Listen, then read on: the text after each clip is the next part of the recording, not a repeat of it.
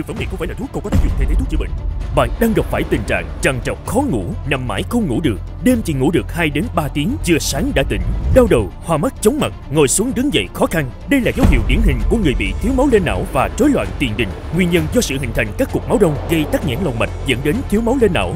Tình trạng thiếu máu lên não nhẹ sẽ xuất hiện triệu chứng đau đầu, mất ngủ, hoa mắt, chóng mặt, nặng có thể dẫn đến đột quỵ não hay tai biến mạch máu não rất nguy hiểm. Dưỡng não Thái Minh với các thành phần chính chứa cao đinh lăng, cao bạch quả và nattokinase giúp hỗ trợ hoạt huyết, giảm nguy cơ hình thành cục máu đông, từ đó tăng cường lưu thông máu lên não, giảm rối loạn tiền đình, giảm di chứng sau tai biến mạch máu não do tắc mạch. Dưỡng não Thái Minh cam kết hoàn lại 100% tiền nếu không hỗ trợ giảm triệu chứng của thiểu năng tuần hoàn não và rối loạn tiền đình sau 3 tháng sử dụng.